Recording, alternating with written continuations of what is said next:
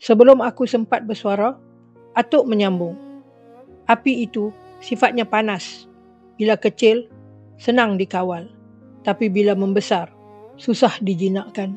Akhirnya, ia boleh hancurkan apa saja. Manusia, harta, malah segala yang ada di muka bumi. Aku hanya mengangguk perlahan. Atuk terus mengukir senyum. Nanti, bila kau sudah besar, kau akan faham sendiri. Aku pura-pura faham, walaupun sebenarnya masih kabur. Apa kaitannya bermain api dengan langkah hidupku? Kenapa Atuk menyebutnya dengan nada begitu serius? Pada waktu itu, aku hanya seorang anak kecil yang mahu bergembira. Namun kini, aku mengenang kembali, barulah aku mengerti sesuatu.